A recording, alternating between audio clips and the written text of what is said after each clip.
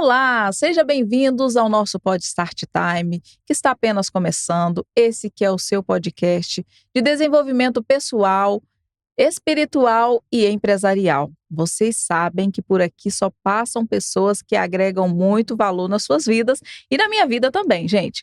E hoje eu estou aqui com um profissional excelente, uma pessoa extraordinária, que nós estamos em parceria durante algum tempo e eu já pude desfrutar de muitas coisas extraordinárias que essa pessoa faz. E já já vou mostrá-la para vocês. Mas antes disso, vamos aqui conferir todas as nossas parcerias que estão nos apoiando nesse projeto.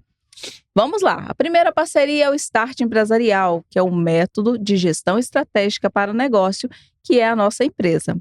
A segunda é a Fábrica, que é esse estúdio maravilhoso que pode disponibilizar para você a oportunidade de gravar muitos conteúdos, fazer fotografias, entre outros serviços. Aqui você encontra tudo prontinho para te receber. E você não tem que se preocupar aí em ficar pensando qual a qualidade que você vai gerar a partir da sua casa. Você vem para cá, faz tudo aqui e depois já terá aí cortes excelentes.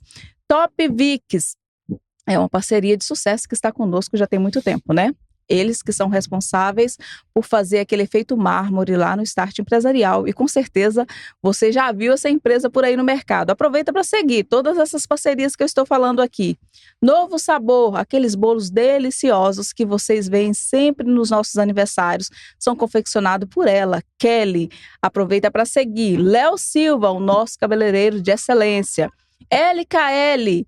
Gente, ela é responsável por personalizar essas chávenas maravilhosas, as nossas fichas, entre outros serviços. Aproveita para conhecer o perfil dela e seguir também. Cantinho dos Sabores, sabe aqueles salgados igualzinho do Brasil, que às vezes a gente quer, mas a gente não quer ter aquele trabalho de fazer. Lá você encontra tanto congelado como também fritinho, prontinho para você consumir. Café Conosco e Memórias Afetivas. Olha, quem dirige esse canal é a Larocita do Carmo e a Ana Porto. Você precisa marcar uma entrevista com essas mulheres. Elas são excelentes. Se você é profissional e quer participar desse canal, é só mandar um e-mail para elas que elas terão lá a honra de te receber.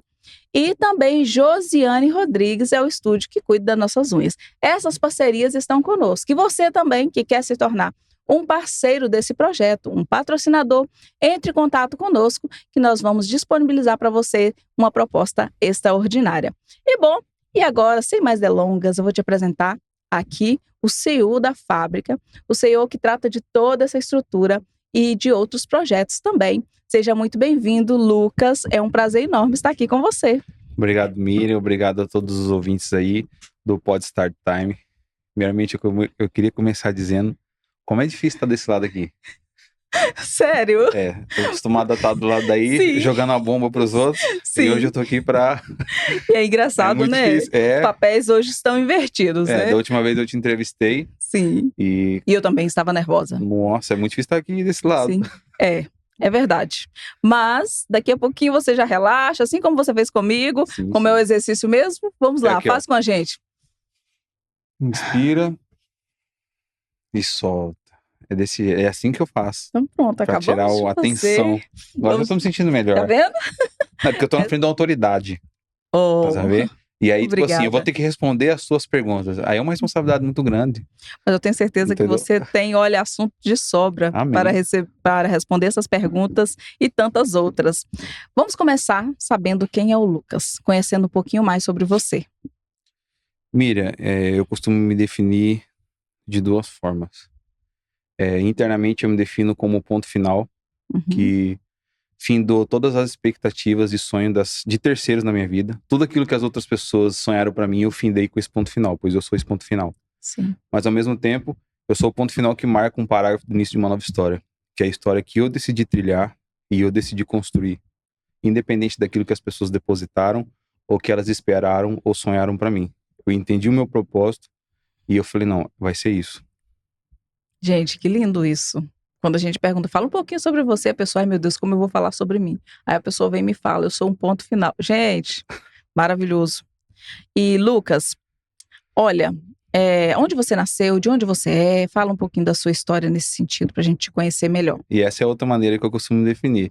Eu sou o Lucas, tenho 31 anos atualmente. Eu sou lá do interior, lá do Mato Grosso do Sul. Ah, é do Mato Grosso. Sou do Pantanal, Campo Grande, MS. Que legal. Cidade Morena, um abraço, minha terra querida, um beijo. E eu sou de lá. Nasci numa família bem humilde. Porém, a gente sempre foi muito unido. E nunca me faltou nada, graças a Deus. Eu fui uma criança que eu tive uma infância muito saudável. Eu não tenho o que reclamar da minha vida.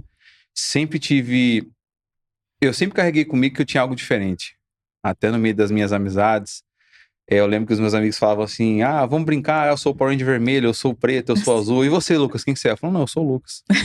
Aí eles falavam, não dá pra brincar com você entra na brincadeira. Não, mas eu sou diferenciado. Então eu sempre tive isso comigo, que eu era uma pessoa diferente, que eu tinha um chamado, que eu tinha um legado. E diferente das pessoas da minha idade, né, que eu brincava, eu sempre tinha uma visão diferente. Enquanto as pessoas olhavam para um lado, eu olhava para o outro. Entende?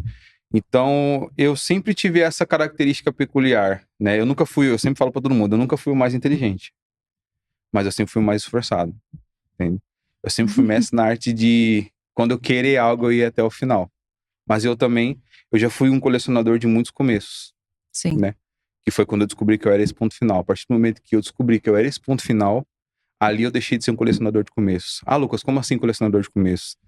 Eu colecionava começos dos ciclos que as pessoas sonhavam pra mim, mas eu não visualizava e eu não aceitava. Então, muitas das vezes eu fazia aquilo que as pessoas me impunham pra poder agradar elas. Só que eu não consegui dar continuidade, porque eu sempre tive personalidade forte e sempre soube onde queria chegar. Sim. Entende? Então, eu ia até o ponto que eu conseguia levar. Na hora que começava a bagunçar muito a minha cabeça, que eu falava, não é isso que eu quero. Entende? E aí entra aquela fase da criança, até você pegar uma maturidade e ter a consciência que você pode encarar as coisas e fazer da maneira correta que você quer. Eu fui um bom colecionador de começo, mas esse é o Lucas. Né? Fez parte da evolução. Isso. É muito interessante isso, porque uma criança autêntica, ela gera muito conflito também ao redor, né? Eu também era uma criança muito autêntica. É claro que eu enfrentei muitos desafios, né? Porque existe uma falta de compreensão em uma criança que tem autenticidade. Entretanto, isso é primordial para quando na fase adulta a pessoa conseguir elevar os seus patamares, a conseguir desenvolver projetos, a não ser dependente. Só que essa autenticidade na infância gera desconforto. Sim. Você deve ter enfrentado isso, né? Demais, muito desconforto. Eu lembro que as pessoas que estavam ao meu redor, elas Sim. sempre... Porque você sabe que na família tem aquela coisa de sempre ter os preferidos, né? Tem. Eu era o preferido de alguns, mas de um modo geral, as pessoas olhavam pra mim, tipo assim, cara, ele é diferente. Porque, tipo assim, eu não concordava com muitas coisas. Sim. Eu respondia muito, eu era muito Com a criança bocudo. rebelde. Eles veem como uma criança rebelde, né? Mas talvez, eu acho que por conta do zelo, sabe? As pessoas falam assim, cara, a gente precisa ter uma atenção especial ali, porque senão lá na frente ele vai se frustrar. É claro. Porque eu desde pequeno eu falava assim, eu não quero ser CLT. Eu sempre tive essa percepção. Já tinha essa percepção. Mas sabe por quê, Mira? É porque a minha infância, ela foi marcada... Uma coisa que me marcou muito na infância foi a ausência em datas comemorativas. Nossa. Não porque as pessoas queriam, mas porque era necessário. Eu tô falando, vindo de uma família humilde. Então, hoje em dia, eu não sou muito fã de datas comemorativas. Entendeu? Então, o que acontecia? Às vezes ia ter um aniversário, a pessoa que eu queria que fosse estar, não ia estar. Porque estava trabalhando. Sim. E aí, o tempo foi passando e essa ausência foi ficando constante. A minha mãe, tipo, os meus pais sempre estiveram presentes. Mas tiveram algumas pessoas pra mim, igual o meu avô, que era muito importante, já faleceu. Sim. Que na maioria das vezes ele não tava. Então, isso começou a me machucar muito. Me machucar. E eu queria entender a raiz dessa ausência dele. Sim. E aí eu comecei a entender que era por causa do trabalho. Trabalho. E ao mesmo tempo, eu ia na festa de aniversário ou na festa da casa dos meus amigos, os pais deles e as pessoas que eles amavam sempre estavam presentes. E eu ficava me perguntando por quê. E as pessoas que sempre estavam presentes eram os pais que eram empreendedores. Sim. Os pais que conseguiam gerir um negócio e tinha tempo pra família. E ali, já acendeu eu falei, clique. cara, é isso que eu quero pra minha vida. E aí eu chegava em casa, eu batia a boca, eu falava assim, não quero estudar, porque isso não vai me levar a nada, eu quero ter uma empresa, eu quero ser empresário, eu quero ter tempo. Então, tipo assim, eu olhava a régua de fora, não olhava a régua de dentro, entendeu? Mas a minha família nunca me deixou faltar nada. E isso causou um desconforto muito, muito, muito grande. Porque eu não era aquele cara que eu via aquilo sozinho, eu saía tentando influenciar todo mundo. Eu saía catando meus primos, saía catando meus amigos e falava, irmão, cara, Você não é bom em matemática, não estuda, vai estudar o que você é bom e vamos abrir um negócio. Sim. Tipo assim, pegava, tinha pé de siriguela, pé de acerola, saia catando acerola, siriguela, botava no saquinho e vendia pra comprar pipa, sabe? Tipo assim, fazia de tudo pra querer ganhar um dinheirinho. Lógico, tinha os meus pais que me davam dinheiro, mas não era a mesma coisa. É claro. A gente sempre queria, né? Sim. E o dinheiro, quando os pais dão, você tem que prestar conta. E eu, desde pequeno, eu nunca quis prestar conta de nada, entende? Sim. Então, tudo isso começou muito cedo, sabe?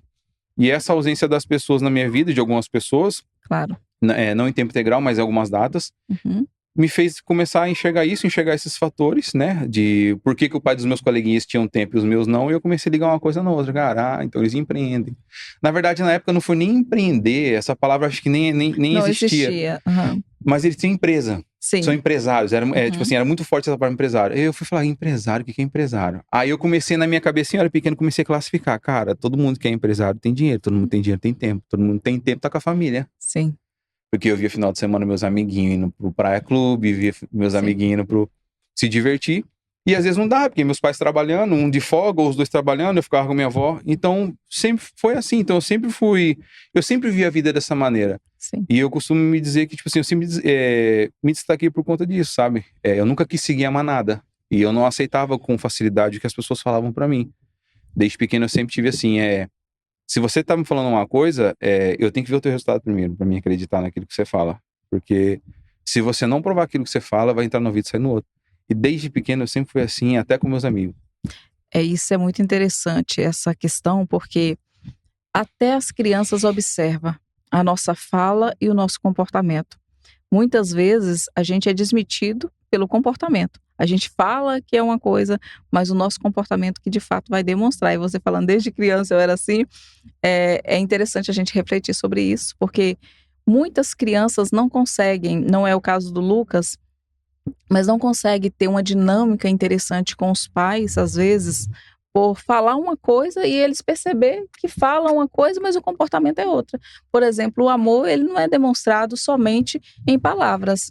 É necessário gestos, é necessário a pessoa sentir acolhida para sentir que está tendo amor. Então, tudo isso faz uma criança também, uma criança é capaz de observar isso. Analisando você falando aqui, desde a infância você observava essas questões.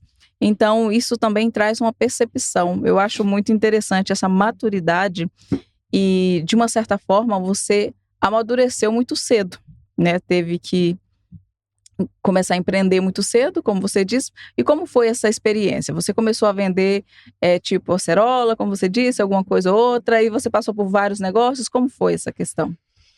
Mira, eu acho que foi um conjunto de coisas. Porque assim, quando os meus pais biológicos se separaram, eu era muito novo, sabe? Eu era praticamente um bebê. E o tempo foi passando, eu fui crescendo, eu tinha meus 3, 4 anos. O meu pai vinha me buscar, eu ia pra casa dele, aos finais de semana, depois ficava na casa da minha mãe. E eu entendi que o Lucas que eu era na casa da minha mãe não podia ser o mesmo Lucas na casa do meu pai.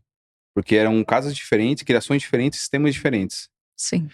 Então ali, o meu pai, até toda vez que a gente conversa, ele fala assim, cara, desde pequeno você, quando chegava em casa, eu te pegava na porta da tua casa, que nós virava a esquina, você virava uma chave, você não era o mesmo Lucas que eu te peguei na frente da tua casa.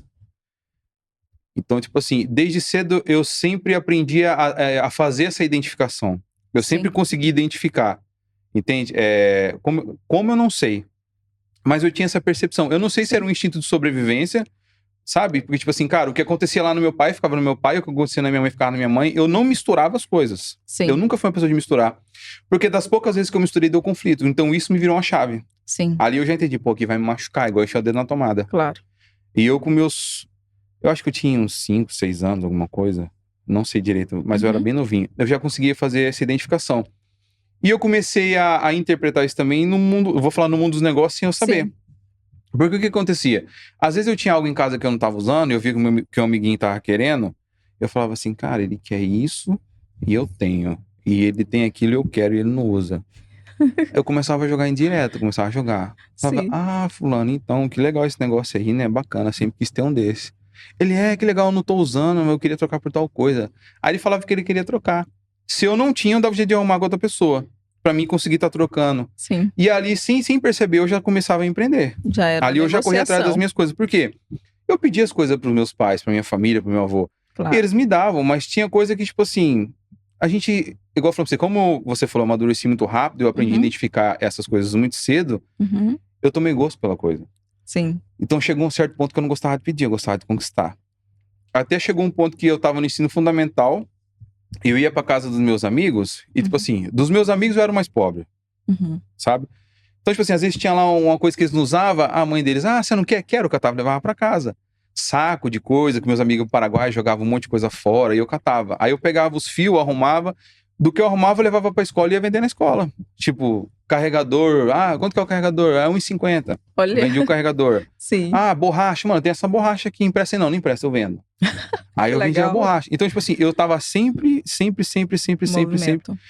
me virando, sempre em movimento, certo?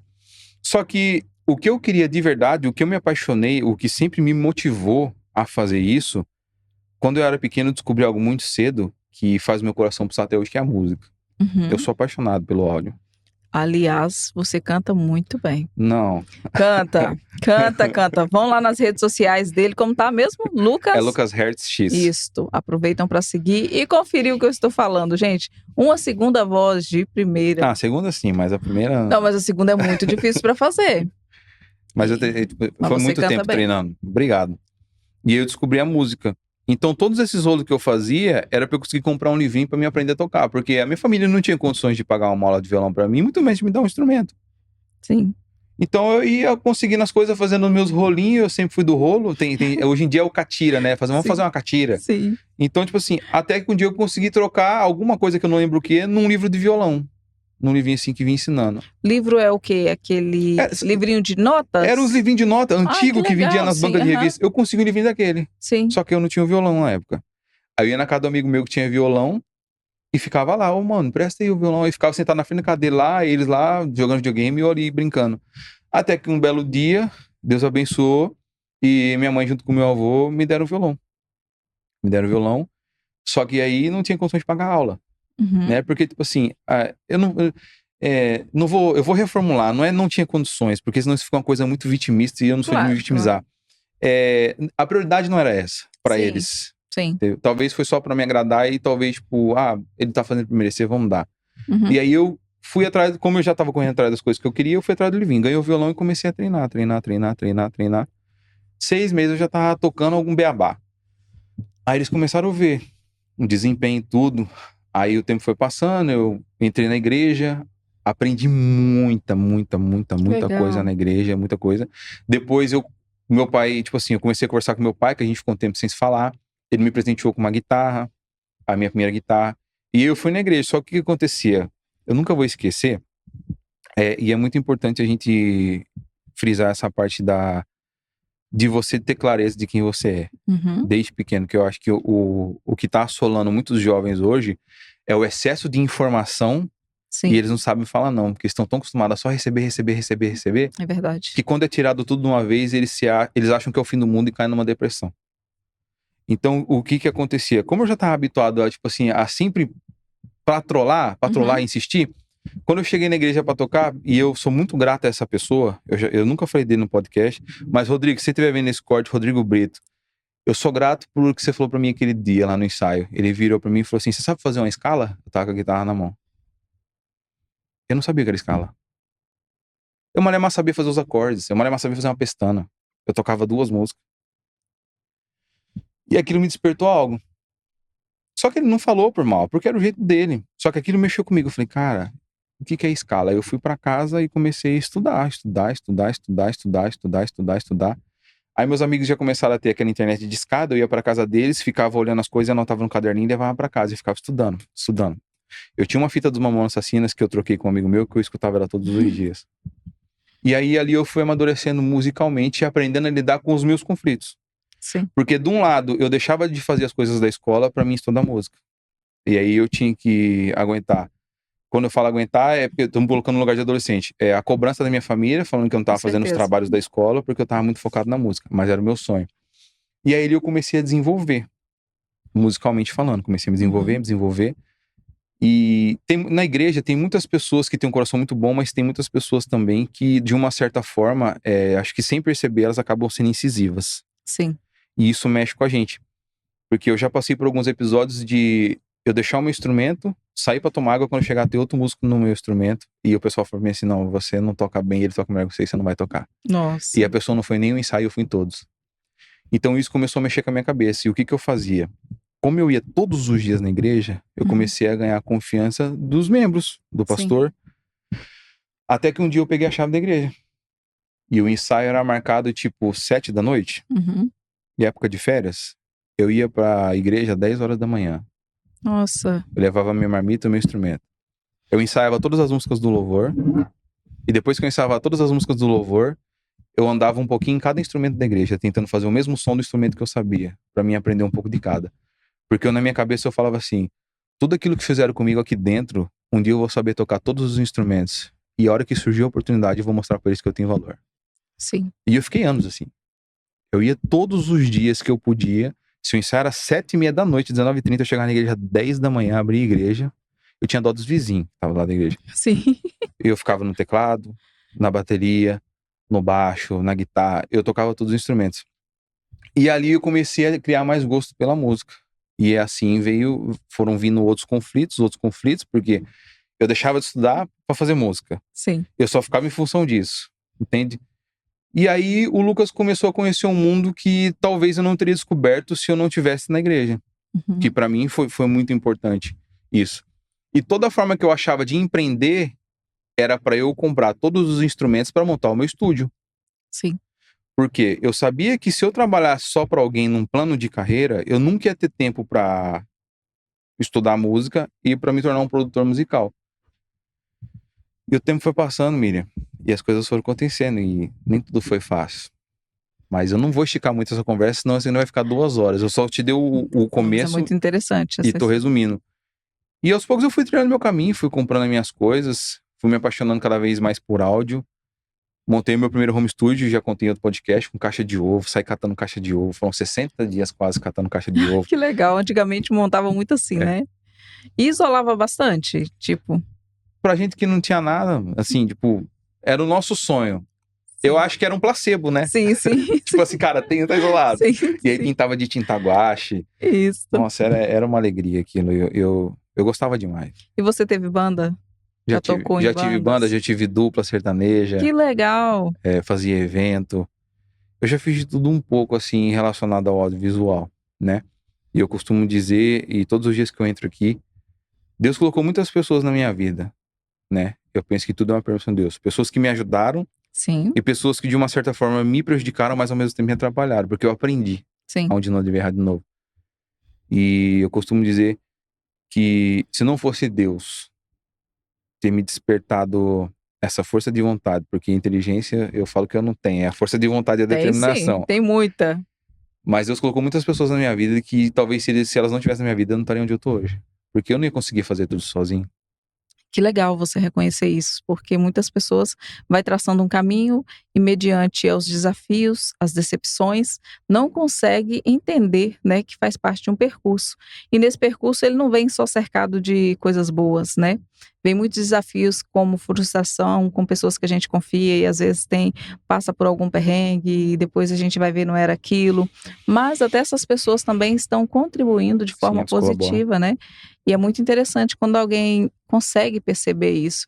E o que fez você parar, assim, de cantar? Eu não sei se você canta, assim, hoje. Miriam, é assim. Esse projeto, como funciona? Assim? Eu, pra te falar, negócio eu tô te falando, a questão do canto, tá? Eu tinha dupla, tinha tudo, mas a minha paixão... Por que eu fui pra produção musical? Por que eu comecei nessa área? Porque quando eu ouvia as músicas pra tirar na igreja, ou até quando eu era pequena, filho dos Mamonas, a minha mãe e as pessoas reclamavam que quem tava comigo e tava ouvindo música, falava, mas você põe toda hora a mesma música. Mas cada hora que eu ouvia a música, se eu repetia a mesma música 12 vezes, ou 10, ou 15, ou 20, cada hora eu prestava atenção no instrumento. Eu gostava de ouvir cada instrumento separado. E o que me fascinava era a sonoridade e o sentimento que é a junção de todas aquelas frequências, harmonias e melodias entoadas e colocadas numa posição estratégica, que hoje eu sei que é a mixagem e finaliza com a masterização. Como que aquilo funcionava? Entende? E aí eu fui descobrindo. Só que ao mesmo tempo, para você ser segunda voz, você tem que ouvir muito bem a primeira voz e automaticamente muito mais a tua segunda voz. E eu nunca gostei da minha voz, pra ser honesto. Primeira ou segunda? Das duas. Não, Lucas. Eu nunca gostei.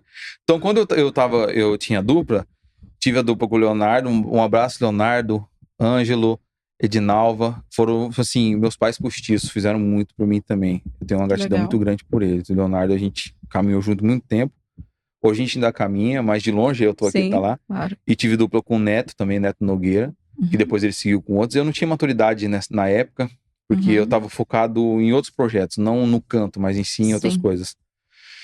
E aí, tipo, o Leonardo, a minha primeira dupla, foi quando eu era adolescente. Eu comecei a tocar, depois eu saí da igreja, aí caí no mundão, falei, agora eu vou tocar. Agora foi tocar. A gente tocava pra tomar cerveja de graça, entendeu? Os pais dele levavam nós lá, montavam as coisas lá, meu filho toca, nós tocava e o pau torava.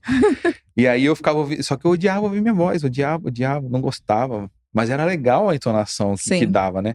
E depois com o Neto já tinha também um home studio no fundo da casa dele, a gente chegou a gravar algumas músicas. Mas eu nunca fui fã da minha voz.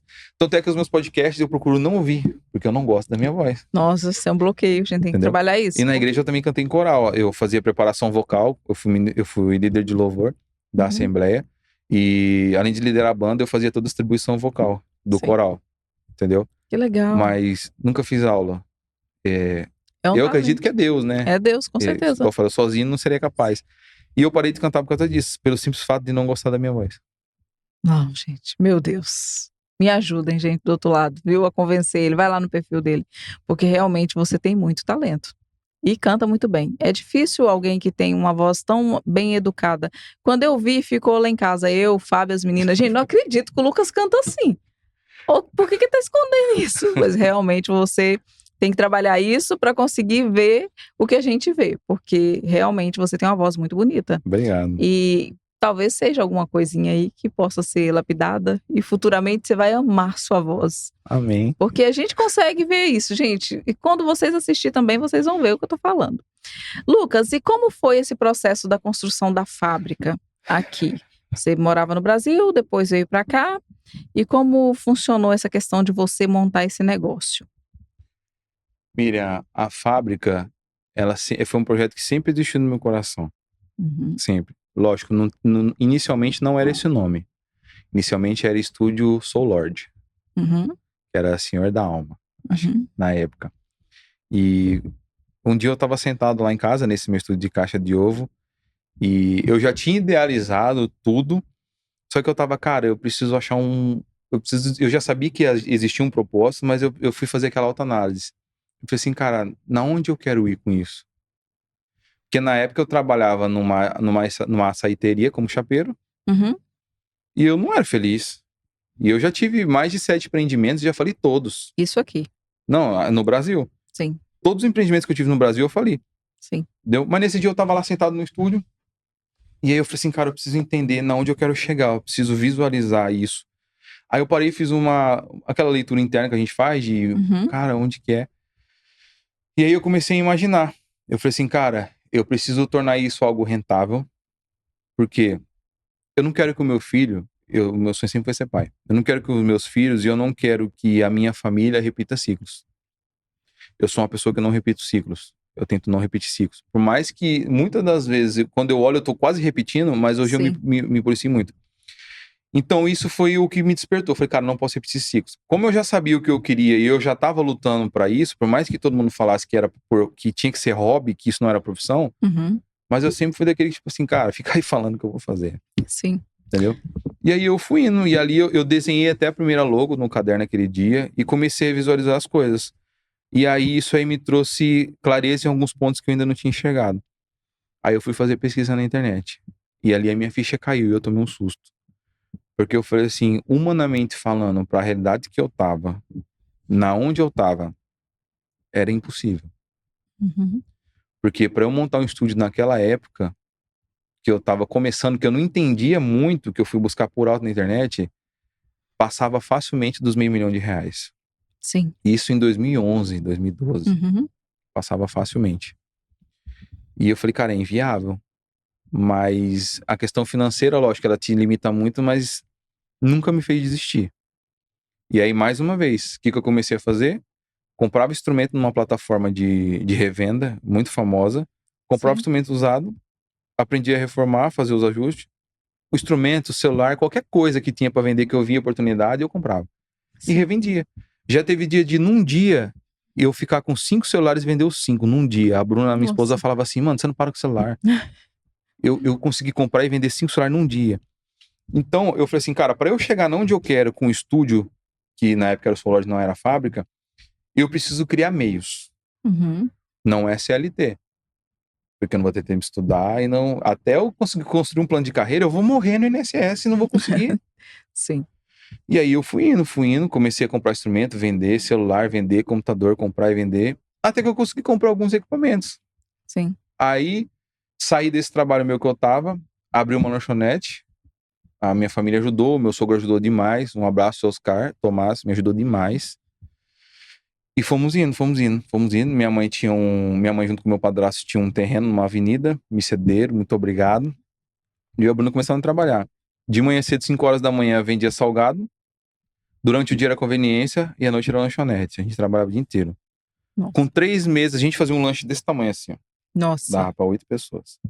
Com 3 meses, a gente tava começando a querer decolar. A minha sogra chegou e falou assim, Lucas, eu vou pra São Paulo de férias, você não quer ir pro interior de São Paulo? Aí eu falei pra Bruna, vamos. E fomos de férias pra São Paulo. Com a lanchonete montada, tudo. O meu projeto de estúdio lá em casa e eu sonhando. Vou vender muito lanche aqui e vou montar o estúdio assim em 2 anos. Eu vou estar com o maior estúdio de Campo Grande. Sim. Fui pra São Paulo. Cheguei em São Paulo. Aí eu olhei assim e falei, cara, não tem ninguém aqui fazendo música. Na região que eu tava, que era interior. Uhum. Falei, opa, peraí. Tem ninguém aqui fazendo música. A família da Bruna mora aqui. Eu sei que eu fiquei uma semana em São Paulo. No 9º dia, eu falei pra Bruna assim, eu vou vender tudo, né? Vai vir morar aqui, eu vou abrir um estúdio aqui. Ela falou, você não vai? Eu falei, vou. Mira, nós com a lanchonete montada. Eu peguei o ônibus, fui pra Campo Grande, cheguei na minha mãe e falei assim, ó, vou vender tudo que eu tô indo embora, eu vou entregar a loja pra você, tô indo embora. Com 3 dias, eu já tava com a loja desmontada, quase tudo vendido. Nossa. Eu peguei a minha moto, uma 160 que eu tinha, viajei 600 quilômetros, fui de Campo Grande até a cidade. Falei pra Bruna, já tá tudo pronto. Agora é só buscar a carretinha do teu pai e buscar a mudança. Com 21 dias, um mês, a minha vida mudou da água pro vinho. E ali eu comecei de novo, do zero. Aí eu cheguei lá, o dinheiro que a gente tinha era pra comprar os móveis que vendeu, que mesmo assim faltou, e pra dar de aluguel na casa. E ali o Lucas começou de novo. Trabalhar de ajudante de pedreiro, trabalhar em restaurante, servir bebida em evento, porque eu sabia que ali eu ia ter mais oportunidade, porque eu ia ser pioneiro e na minha cidade já tinha... Pra você ter uma noção, os maiores produtores musicais do Brasil hoje, a grande maioria, a grande massa, saíram da minha cidade, do meu estado, Mato Grosso do Sul. Entendeu? Goiânia, todo mundo fala que é a capital do sertanejo, eu concordo. Sim. Mas um dos maiores produtores saíram de lá, da minha cidade, Mato Grosso do Sul, Campo Grande. Então, o que acontece? Quando eu cheguei em São Paulo, eu vi essa oportunidade, fui trabalhar, e lá eu ainda tava com esse negócio de Soul Lord. Sim. Soul Produções, Soul Lord, é isso mesmo. E aí eu comecei a trabalhar em restaurante, peguei a confiança do dono do restaurante. Eu vou mandar beijo pra muita gente que me ajudou, porque eu gosto disso. Faz muito bem. Seu Newton, Dona Ana, lá da churrascaria Pampiana, de Lins, muito obrigado por tudo que vocês fizeram por mim. Vocês foram 2 anjos da guarda na minha vida. Eu tenho uma gratidão imensa por vocês. Tudo que eu conquistei hoje, se eu tô nesse espaço aqui, se hoje eu tô aqui, se hoje eu tô vivendo esse sonho, foi porque vocês um dia me ajudaram e acreditaram no meu sonho. Junto comigo, quando ninguém acreditou, vocês acreditaram. Muito obrigado. Todo o sucesso do mundo pra vocês e pra toda a família Pampiana. E ali, Miriam, eu entrei lá como cominho. O que é cominho? Cominho é o sol que limpa a mesa. É a rapa do tacho, como a gente fala no mundo dos garçom. Com 2 meses eu já tava de garçom, mas eu já tinha experiência, que eu trabalhava quando eu tinha meus 15 anos, fazendo freelance na pizzaria. Com 6 meses eu já tava tirando só pedido. Com 9 meses eu ficava só na porta recebendo os convidados. Com 10 meses ele me promoveu. Eu fui trabalhar no outro restaurante dele e fazia freelance nesse que eu comecei. Lá eu era chefe de depósito, com a possibilidade de subir para subgerente, com menos de 1 ano de empresa. E ali aconteceram muitas coisas. E ali eu ia ganhando meu dinheirinho. Na época eu tava construindo uma casa no terreno da minha sogra. E tudo que eu precisava, esse casal sempre me ajudou, essa família. Minha moto fundiu o motor, eles me deram um cheque em branco da empresa. Nossa. Falaram, Lucas, vai lá e compra a moto se quiser, e eu confio em você. Antes de eu conseguir comprar a moto, eles iam buscar o carro deles na porta da minha casa pra me levar pro serviço todos os dias, que dava mais de 25 quilômetros, eles faziam isso. Gente, que coisa linda. Ainda existe pessoa boa no mundo. E, cara, eu tenho gratidão imensa por isso. Meus amigos vão pro Brasil, eu sempre mando as coisas pra eles. Eu fui lá, no ano retrasado, eu fui no restaurante, eu abracei eles. Eles são parte de mim. Que bênção. E ali, até que eu comecei na restauração e nesses eventos, você conhece muita gente. Eu fui entrando em contato com alguns músicos e o pessoal falando, pô, não tem estúdio pra gravar, não tem o quê, não tem o quê. Uhum. E eu, mano, eu tenho um estúdio. E os caras, tem? Eu falei, tenho. Onde é? E eu ficava enrolando. Eu não tinha nada, Mira. Eu tinha só o dia e a noite. Sim. Eu tinha só a vontade. Aí eu peguei e falei assim, cara... Conheci um cara e falou assim, mano, quero gravar uma música com você, quero gravar um EP com você. E eu não tinha nenhum trabalho pra apresentar. Eu falei, então demorou, vamos gravar. Ele falou, quanto que é? Eu falei, é tanto. Uhum. Ele falou, ó, daqui 45 dias eu tô pra receber um dinheiro, eu vou te procurar, eu vou lá na tua cidade, nós vai gravar. Porque ali no interior é tudo pertinho uma coisa da outra. Eu falei, tá bom. Cheguei no meu patrão, falei assim, senhor Newton, eu quero que o senhor mande embora. Aí ele, por quê? Porque eu preciso seguir meu sonho. Desde o começo eu falei pro senhor que eu era temporário aqui, eu não ia ficar. Eu falei pro senhor que eu tinha um objetivo. E o senhor sempre falou pra mim que eu ia chegar. Ele falou assim, Lucas, pensa direito. E aí ele demorou quase um mês pra entregar minha carteira de trabalho com a minha demissão. E aí eu peguei o dinheiro da rescisão, que não era muita coisa, comprei alguns equipamentos. Montou o estúdio. E esse cara não foi lá produzir música comigo. E lá tô eu, desempregado, com compra no cartão de crédito e os equipamentos comprados. Mas acontece, né? E o estúdio era o tamanho disso aqui, o estúdio. Uhum. E aí eu me vi ali, eu falei, caramba, velho. O estúdio era na sua casa? Era num quarto. Sim. Eu não deixava a Bruna dormir, eu trocava dia pela noite. Coitada da Bruna. Era do lado do nosso quarto. Uhum. E aí eu comecei a fazer contato com os músicos, tudo, pá. Conheci um cara que falou, não, vamos gravar, não sei o quê. Lá nesse restaurante que eu trabalhei, tinha um cantor, o Flavinho, um abraço, Flavinho Lins. Comecei a ensaiar com ele, a gente saiu pra tocar, tocamos num rodeio, assim, as coisas foram acontecendo. Tinha tudo, menos o dinheiro. Mas a vontade tinha, e a persistência. Só que não é todo mundo que tá disposto a caminhar junto contigo e enfrentar as batalhas que você enfrenta. Então as pessoas, elas vão mudando a direção. Quem fica, soma. Quem não fica, vai seguir o caminho e eu não guardo mágoa, entendeu? Eu sou grato às pessoas que me ajudaram. E aí eu conheci esse cara, a gente gravou alguns trabalhos. E aí, a Bruna tem uma prima que o marido dela tem um irmão que cantava funk, que é o Lohan. Um abraço, Lohan, Thiago, Alessandro, toda a família. E o Thiago falou pra mim assim, Lucas, meu irmão canta funk. Eu falei, canta nada. Ele falou, eu nunca tinha produzido funk, nunca. Sim. Você produz? Eu falei, produzo. Oxe, eu que produzo. Eu não tinha ninguém, Mira. O cara falou que ia produzir comigo e não produziu. Catei o Lohan. Falei, vem aqui. Aí ele foi lá no estúdio, já tinha uma certa estrutura. Foi lá no estúdio e começou a cantar. E eu falei, mano, não... Ele queria fazer aquelas batidas de funk. Eu falei, não é legal isso. Vamos criar uma. Mas eu nunca tinha produzido funk, Mira. É diferente, é muito diferente. É diferente, é muito diferente. Equipamentos diferentes. Não é nem, é porque o funk não é muito instrumento. Naquela época não era muito instrumento, né? Hoje em dia já é mais instrumental, mas naquela época era uma coisa mais engessada. Sim. E eu vim do sertanejo e do pop rock, então pra mim era novidade. Sim. Mas eu aceitei o desafio. Pra resumir, a gente gravou a música, lançou. Eu gravei sem cobrar nada pra ter portfólio. Cara, a gente lançou a música num dia e eu gravei essa música, soltei a música no YouTube só com uma foto dele e minha. E fui trabalhar de entrega. Eu trabalhava de motoentregador. Na época que eu já tinha saído lá, tive que arrumar outro bico. Subi, pá, a música era tarde, fui trabalhar. No outro dia eu fui olhar, a gente morava numa cidade, sem exagero. Na época que eu morava lá, acho que tinha 10 ou 12 mil habitantes nessa cidadezinha. No outro dia, a música já tinha batido 3 mil visualizações. Nossa! Isso em qual ano, mais ou menos? Nós estamos em 2026. 2026. Eu tô aqui vai fazer 5 anos. Acho que foi em 2021. Ou 2020. Sim. Alguma coisa assim. Com uma semana, eu tava em casa, eu ouvi os carros de som passando com a música tocando. Nossa. Eu falei, mano, estourei. Não tinha dinheiro, nós não tinha dinheiro. Mas a música que tava tocando foi eu que produzi. Sim. Aí a mãe do Lohan virou pra mim e falou assim, vocês têm que gravar um clipe. Tá todo mundo pedindo. Eu falei, cara, não tem nada. Eu tinha o celular, tipo assim, se de manhã eu tava com o Moto G6, à noite eu já não tava, porque eu vendia pra sobreviver. Eu tava sem trabalho, eu tinha vendido tudo pra investir no estúdio. Catamos um celular, um S9 da prima da Bruna lá. Sim. Mira, eu fiz uma coisa, cara, de verdade.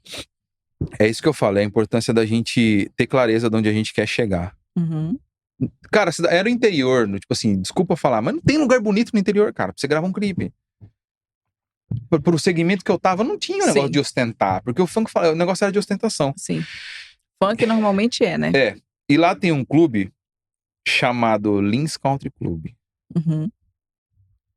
do lado do Blue Tree, que é um super clube.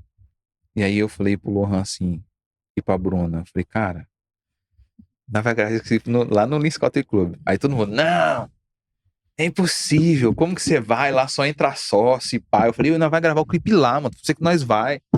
Ó, minha avó vai ver eu falando, nós vai me matar, nós vamos gravar o clipe lá. Mira, você não sabe o que eu fiz. Eu entrei na rede social do Lins Country Club, peguei o e-mail, entrei e criei um e-mail do estúdio, só que com Sim. final Gmail, nada profissional. E redigi um e-mail. Na época não tinha chat GPT, mano. Fiz da minha Sim. cabeça. Olha a história que eu inventei pra poder entrar no clube. Eu sou um produtor musical de Campo Grande. Estou produzindo um artista no estado de São Paulo, capital. Mas no dia tal eu vou estar representando esse artista, que apadrinhou outro artista. E eu gravei esse EP desse artista e eu preciso de um local pra gravar esse clipe. Certo? Como lá no Mato Grosso do Sul eu já tenho um nome, eu tô querendo trazer esse portfólio pra cá. E eu gostaria de saber se a gente escolheu, depois de muitas pesquisas aqui na região, o Lins Country Club Rotary para fazer o clipe. Uhum. E eu gostaria de saber qual que é a disponibilidade de vocês. Só que eu não falei que era funk. Nossa. Eu falei que era um artista. Uhum. E mandei, e confiei. Eu falei, mano, vai me responder. E todo mundo, esquece, não vai dar nada. Mira, passou uns dias, chega a notificação. Pum, lembro até hoje do nome do gerente. Eu só não vou falar aqui porque eu não sei se você tá lá e depois é um problema que eu também vou falar. Sim. Pô, que legal, não sei o quê. É muito bom saber que o nosso clube tá sendo visto em outros estados, assim, enaltecendo a presença do nosso estado, do nosso clube, tá? Eu gostaria de saber quantas pessoas são para gravar o clipe, qual é o dia, tudo. Cara, na hora que eu li aquele e-mail, eu saí gritando na casa. Ele nem tinha dado sinal verde, ele só perguntou, fez questionamento. Mas eu acreditava cegamente naquilo. Sim. Eu acreditava. E aí eu liguei pro Lohan, falei, Lohan, desce aqui agora. Desce aqui agora, mano. Nós vai entrar. Eu falei, vocês não vai entrar. Mira, ele desceu e nós começamos a sonhar. Nós começamos a sonhar. E aí eu tinha que redigir um e-mail. E aí, o que eu fiz? Eu botei todo mundo da nossa família com um cargo na empresa. Montou uma equipe. Tipo assim, a Bruna era hold, a prima da Bruna era filmmaker, fulano de tal era isso, era da Sim. assessoria, maquiadora, tudo. Beleza. Mandei a lista pro cara, acho que deu umas 12 pessoas. Mira, eles aprovaram a nossa entrada. Só que aí eu pensei, cara, agora lascou. Eles vão esperar chegar lá uma van adesivada. Uhum. Sim. Todo mundo uniformizado, mega câmera e pronto. A gente não tem dinheiro nem pra comprar uma garrafa de cerveja pra botar no clipe, eu te juro. Mas não tinha esse dinheiro. Nossa. Eu fui lá no restaurante que eu tinha pedido as contas do seu Nilton e conversei com os garçons lá. Eu falei, ó, todas as garrafas de amarula que vender aí, de whisky e Heineken, vocês separam vazia e guarda pra mim. Eu vou passar pra buscar no dia do clipe. No dia do clipe, filho, nós foi... O Thiago tinha um gol, nós fomos no gol do Thiago, moto, tudo, todo mundo, 2 celulares, assim, a família inteira, mano. Todo mundo... Nossa. Pensa na trupe, assim. Chegamos lá, todo mundo ficou olhando assim. Mas eles pediram os nomes, bateu o cara crachá com os nomes. Nós entrou, passei no restaurante, peguei as garrafas, entramos com as garrafas vazias. Gravamos o clipe. Enchemos as garrafas com corante. Eu sei que gravamos um clipe com o celular do jeito que dava, porque, igual eu falei pra você, eu tinha um objetivo. Claro. Eu idealizei aquilo e falei, mano, a gente vai fazer e vamos fazer. E algumas pessoas acreditaram, outras não, mas isso faz parte. Faz parte. Gravamos o clipe e soltamos o clipe. Pá, uma semana lá, 17 mil visualizações. Nossa. Estouro. Mano, a gente andava na rua, o pessoal pedia pra tirar foto. Legal. Era da hora demais. Ali eu falei, cara, tô rico. Não tinha um puto. Falei, tô rico. No dia eu não tinha gasolina na moto pra ir pro clube pra gravar. Nossa. Só pra você ter uma noção. Sim. Mas a gente foi, deu um jeito e foi, eu empresta aí, pá, fomos. O que aconteceu? O clipe começou a repercutir. Cidade pequena. E aí todo mundo feliz com o clipe repercutindo e todo churrasco de família, o funk tocando e nós lá. Aí eu recebo um e-mail do gerente do clube. Ó, eu preciso que você tira o clipe do ar. Nossa. Por quê? Porque os sócios do clube acharam ruim a forma como o clipe foi conduzido aqui dentro. com a vulgarização da mulher, as meninas dançando de forma ofensiva, e a gente não quer a imagem do clube vinculada a isso. Nossa. E aí? E aí eu falei, vou apagar nada. Fui lá no YouTube, fui na aba editar, a logo do clube tava só no final do vídeo, eu tirei, mandei minha pra já tirei a logo e o pau torou. Com tudo isso, o que aconteceu? A gente começou a chamar a atenção de outras pessoas de outras cidades. Fomos gravar mais. Aí eu escrevi uma música, chamei o Lohan pra gravar de novo. Só que nessa teve um cara que é o Adilson. Adilson, muito obrigado. Muito obrigado por tudo que você fez por mim, cara. O Adilson foi um cara que vendeu uma caminhonete pra investir no meu estúdio. Nossa. Vendeu uma caminhonete, uma S10 branca. Me deu uma caminhonete e falou assim: ó, eu quero que você me passe a lista de tudo que você precisa. Você produz as minhas músicas, eu invisto no teu estúdio, a gente trabalha junto. Ele me deu uma caminhonete. Que legal. Me ajudou muito. E aí o Adilson entrou com um capital legal, a gente comprou mais equipamento. E fomos indo. Aí gravamos a segunda música. Teve gente de 3 cidades que veio. A gente ia gravar num local. Começamos a gravação na casa de um amigo nosso, Will. Muito obrigado, Will. Esqueci o nome da empresa dele, Topnet, lá de Guaiçara. Começamos a gravar na casa dele, só que começou a inflamar. Muita gente. Direcionamos para outro lugar. Cara, veio gente de outros lugares, Penápolis, de muita gente, Promissão, pessoal empinando com moto, fazendo... Pô, foi muito da hora. O Brasil muito tem esse movimento todo. Né? Tipo assim, muita gente. Eu nunca tinha... Eu cheguei a falar pra Bruna, você falou assim, cara, agora eu acertei. Dessa daqui pra frente a gente vai decolar. Mira, quando eu tava dando tudo certo, que eu tava com as músicas do Adilson gravada, que o Lohan, tipo assim, eu ia levar ele pra Campo Grande pra cantar, estourou a pandemia. Não. E você sabe que, pra quem tá na mídia pro artista... Se não tiver espaço pra show, se não tiver aglomeração pra ouvir a música, pro pessoal que tá no rolê... Sim. E aí, o sonho foi abaixo. Foi nessa altura. E aí surgiu a oportunidade de eu vir pra cá. E aí, mais uma vez, eu tive que pensar em recomeçar tudo de novo. Mas aí já tava mais fácil, porque eu já tinha feito... É por isso que eu sempre falo uma frase: tudo é impossível até o momento que eu fazer. O dia que eu fizer, vai deixar de ser impossível. E eu trago muito isso pra mim. Porque muitos episódios da minha vida, aquilo que as pessoas falaram que era impossível, eu fiz. Entende? E quando eu tive que vender tudo lá pra vir pra cá, pra mim já tava mais fácil, porque eu falei, cara, eu fiz uma vez, eu fiz 2 vezes, eu vou fazer de novo. Sim. Porque eu sou o meu maior propulsor. Ninguém pode me parar. Só tem um ser que pode me parar nesse mundo. Sim. Que é Deus. É isso mesmo. Do resto, se ele falar que sim e eu falar que sim, você pode fazer o que você quiser, mano. Pode puxar meu tapete de todos os lados. Eu sou imparável, mano. Isso é maravilhoso. Isso é muito bom. O que mais te motiva a continuar hoje, Lucas? Sua jornada é muito interessante, é inspiradora.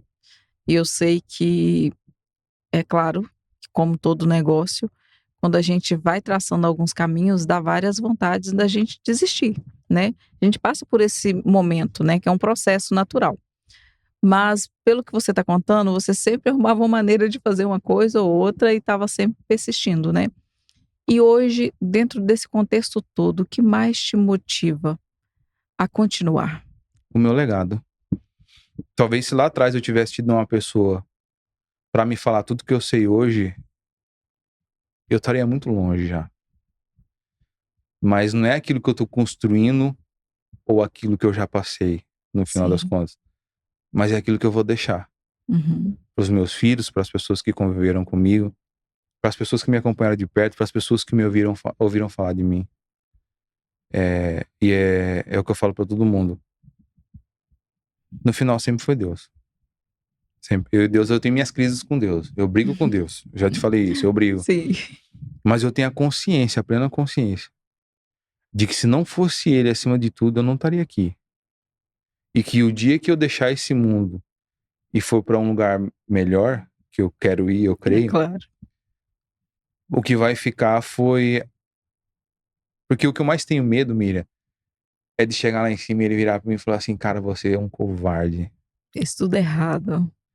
Eu botei você com essa personalidade pra você ser isso. E as pessoas botaram o dedo na tua cara e você falou que ia fazer e não fez. Você deixou elas determinar aquilo que eu já tinha escrito pra você. todas as vezes que tinha aquela inquietação, que elas olhavam pra você e diziam que não, e lá dentro dizia assim, era eu. E você não foi homem pra levar isso até o fim. Então o que me motiva é esse legado.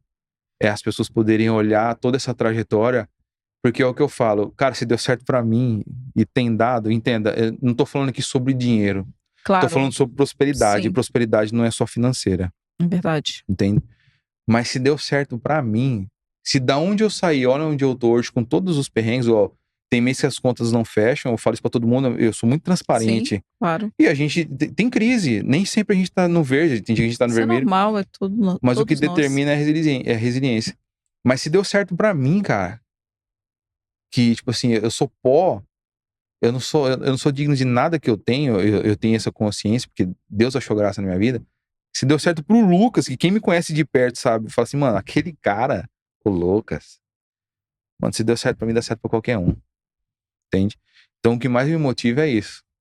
Eu sempre usei as energias negativas que as pessoas jogavam em cima de mim, eu sempre falava assim, cara, você não sabe o que você tá falando, e nem com quem você tá falando. Eu lembro que eu trabalhava no restaurante, só pra finalizar essa questão da motivação, isso sempre teve comigo, porque a gente trabalha na restauração, muitas pessoas vinham menosprezar a gente. Sim, acontece muito isso. E eu chegava em casa todas as vezes e falava pra Bruna. E ela reagia de uma forma assustada da forma como eu falava pra ela. Porque às vezes o cliente chegava em mim e me maltratava, eu tratava ele com educação. Mas a minha cabeça pensava assim, esse cara não sabe que ele tá falando com o maior produtor de audiovisual do Brasil e futuramente do mundo. Eu sempre tive essa certeza dentro de mim. Eu nunca deixei transparecer a minha frustração pra ninguém. Nunca deixei ninguém colocar a mão na minha cara e falar que eu não ia conseguir. E quando eu contava isso pra Bruna, eu acho que ela ria porque, tipo assim, ela fala, mas esse cara é louco. Então, é isso que mais me motiva, Miriam. É poder passar isso pras pessoas. Cara, acredita. Eu sei que pode parecer clichê, mas quando você quer uma coisa e quer muito, mano, você tem que querer demais. Não tem ninguém que te para. É verdade. Isso é muito verdade. E dentro dessas pessoas, esse legado, quais são as pessoas mais importantes que você se preocupa realmente delas estar depois que você se for, quando chegar o momento que ninguém vai ficar para semente, né? A gente fala muito sobre a morte, então para mim isso é muito tranquilo. Quando você não estiver mais aqui, quais são as pessoas que você realmente quer que elas pensam em você, assim como eu penso na minha mãe, né? E tem um legado enorme que ela me deixou. Quais são as pessoas que seria mais importante que pensasse e seguisse esse legado positivo? Miriam, pode até soar meio duro o que eu vou te falar aqui agora, mas eu te falei, eu nunca fui uma pessoa comum. Uhum, Pra mim não me importa quem vai pensar ou quem vai continuar, uhum, desde que continue. ok. Entendeu? Eu não faço essa acepção. Uhum, Se o meu filho quiser continuar, se a minha filha quiser continuar, se ok. alguém do meu sangue quiser continuar, amém. Uhum, Mas eu não quero que ninguém carregue o peso de querer fazer algo pra me agradar depois que eu partir. sim. Então, quem assumir esse papel, quem se identificar com isso, ninguém nunca voltou depois da morte pra contar. Então, eu não sei como é.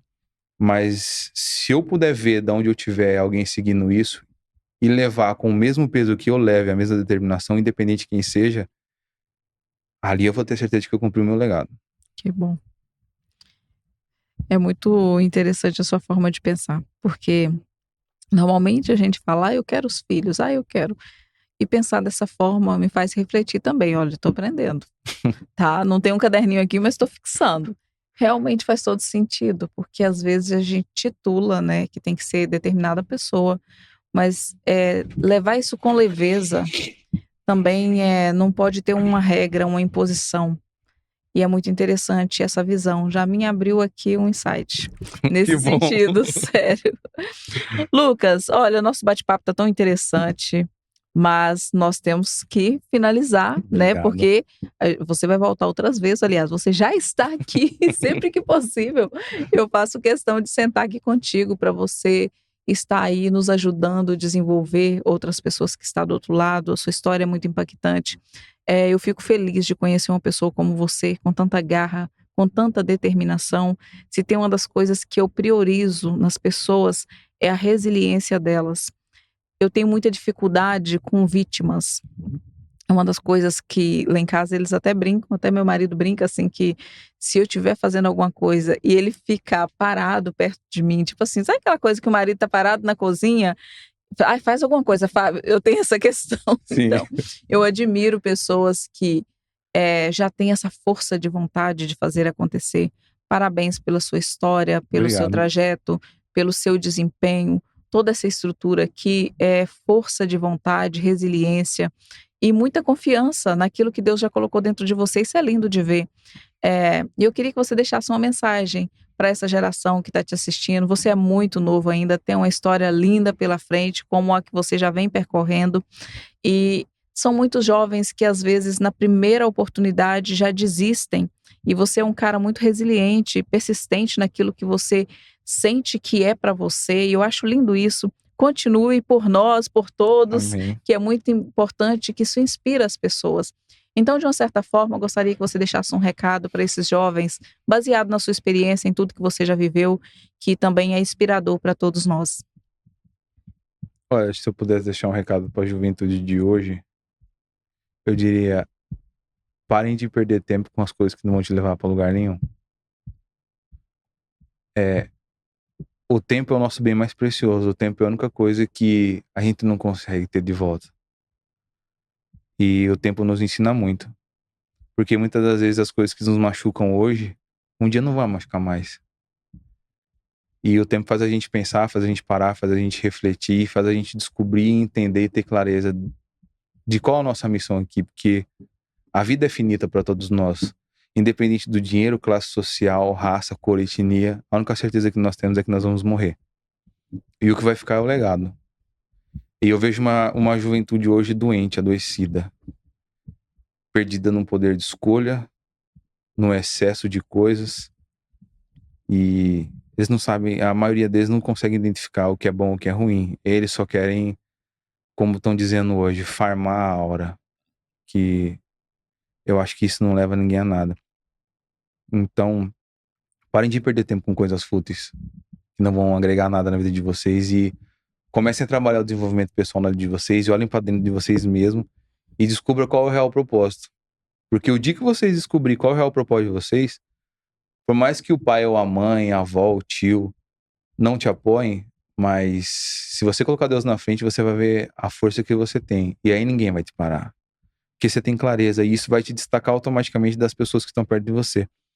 Antigamente era mais difícil, eu falo, a gente se destacar e ser bom. Mas hoje em dia, no meio de uma geração tão adoecida, tão banalizada, onde a inversão de valor tá tão grande, eu acho que se você se esforçar um pouquinho só, você não vai ser um apedeuta. E eu não tô aqui a criticar ninguém. Eu tô aqui para inspirar pessoas que realmente querem ter um compromisso sério com o seu propósito. E quem não quer, que continue seguindo a vida. O mundo também precisa de gente assim. Tá bem? E eu acho que é isso, Miriam. Obrigado. Olha, excelente. E as pessoas que querem te encontrar, fale um pouquinho das redes sociais, onde te encontram. Olha, agora eu tô mais ativo nas redes sociais. O meu perfil é Lucas Hertz X. Lá eu posto story todos os dias. Eu tô começando a movimentar Reels agora. Eu tenho um outro perfil, que é o Will Hertz. Lá eu falo mais sobre audiovisual. E tem um perfil aqui da empresa, da fábrica, que é The Fábrica Studio.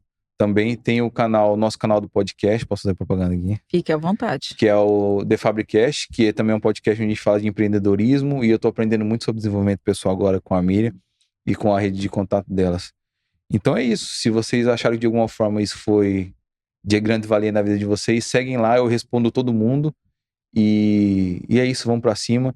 E só para não perder o costume, se você gostou desse conteúdo, curte, comenta, compartilha, já dispara o link para todo mundo, ative os sininhos, não deixe de compartilhar o conhecimento com ninguém. Lucas, muito obrigada mais uma Eu vez. que agradeço imensamente. Estamos juntos e até o próximo, se Deus quiser. Amém. E nós vamos ficando por aqui com esse podcast incrível, com essa entrevista maravilhosa. Como diz o Lucas aqui, pare de perder tempo. Curte, comenta, compartilha e se inscreva no canal, tá bom? E vamos ficando por aqui. Até o próximo. Tchau!